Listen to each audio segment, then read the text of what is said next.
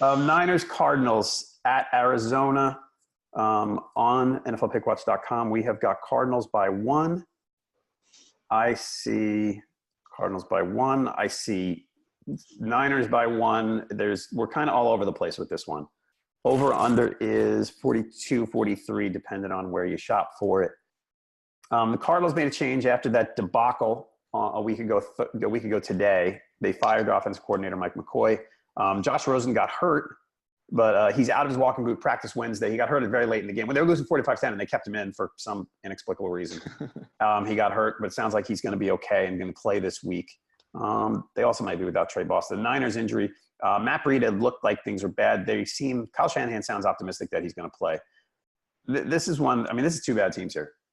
There's no good way to say it. I know I said a few weeks ago I thought the Niners were going to be frisky without Jimmy Garoppolo, and I know they had they were in a bad spot last week, coming off that Monday night road loss and traveling back and having a short week, and the Rams just killed them.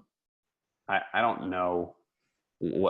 I don't know what changes the Cardinals make. You would hope they use David Johnson a little more creatively rather than run them up the middle all the time, which is what they were doing with Mike McCoy. With that said, I don't have a strong feeling on this game. Two bad teams, I don't know which one's going to be worse. That makes me lean the home team, but I don't have a strong opinion on it. I don't have a strong opinion on it either. I think that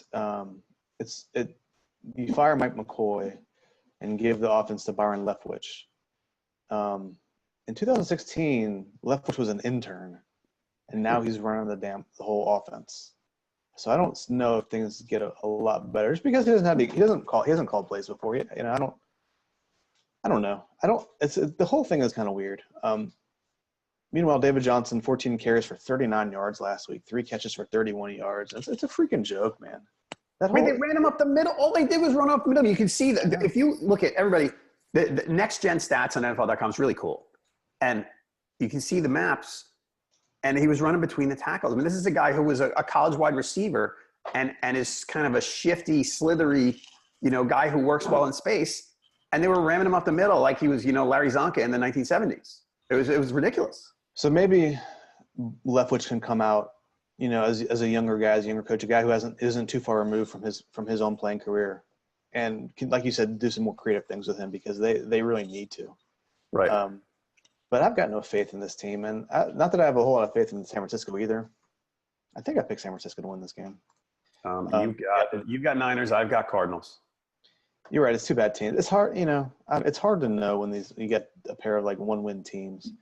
But CJ Beathard, as much as I've kind of thought poorly about how them having to play him, he's been okay during the season. So I don't know. I'm really down on the Rams. I'm sorry, on the Cardinals. I just don't see where the whole franchise right now is just a joke. Yep. So I'm looking at Football Outsiders. Other than the Bills, so their DVOA rankings come out every week. Yeah. Bills are in their own category, basically, but they have the Cardinals 31st and the Niners 30th. So this is if you had added to your column the don't watch game of the week, oh my God, this is the game. All right. I'm going Cardinals. You're going Niners. Folks, don't bet this game. There's nothing to trust. We don't know the offensive coordinator. We don't know how Rhodes is going to play. We don't know Bethard. We don't know any of it. So someone has more insight than that. Please let us know. But I don't have any good stuff. What do we got on Pick Watch, by the way? Who's picking who? 54% Niners in the early going. All right.